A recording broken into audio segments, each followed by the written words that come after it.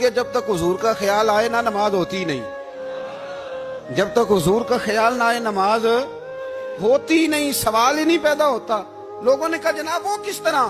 تو اعلیٰ حضرت فرمانے لگے اللہ نے کہا قرآن میں واقعی الصلاۃ نماز پڑھو. یہ نہیں بتایا کتنی پڑھنی ہے, اور یہ بھی نہیں بتایا فجر کی کتنی پڑھنی ہے, یہ بھی نہیں بتایا ظہر کی, یہ بھی نہیں بتایا قیام کیسے کرنا ہے, ہمیں یہ بھی نہیں بتایا رکوع کیسے کرنا ہے.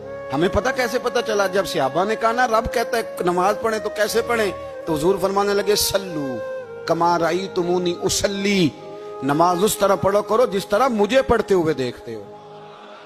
تو کہا یہ تو کیسی عجیب بات کر رہا ہے کہ نبی کریم صلی اللہ علیہ وسلم کا خیال آئے. اور پھر بڑی مزیدار بات, ایک شخص نے اعلیٰ حضرت سے آ کے نا اس زمانے میں نا ایک آریہ مذہب ہوتا تھا, اب اللہ کا شکر ہے وہ کوئی نہیں.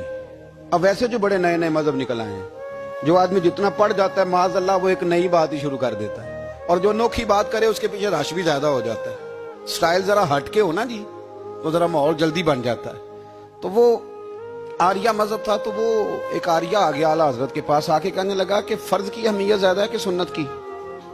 تو اعلیٰ حضرت فرمانے لگے بھئی اہمیت تو فرض کی زیادہ ہے. تو کہنے لگے آپ کا وضو تو پھر سنت سے شروع ہوتا ہے. وضو میں پہلا فرض ہے منہ دھونا, اور آپ سب سے پہلے ہاتھ دھوتے ہیں, یہ بھی سنت. ناک میں پانی ڈالنا یہ بھی, کلی کرنا یہ بھی.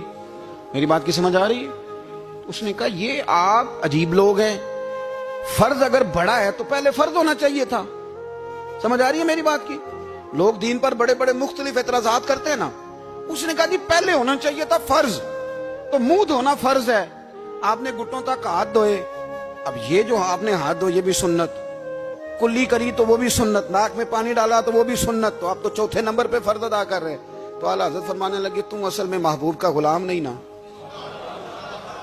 ہاں تجھے کیا پتا ہو یہ بات کیا ہے, تو بیٹھ جا ہم سے سن, ہم تجھے بتاتے ہیں.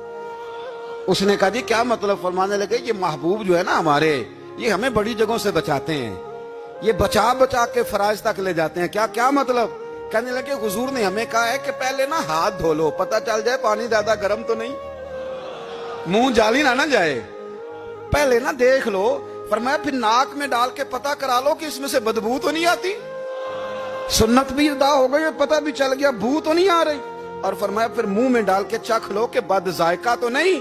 اب یہ 3 سنتیں ادا کر کے تم فرض ادا کرو گے تو اللہ بھی راضی ہوگا, اللہ کے رسول بھی راضی ہوں گے.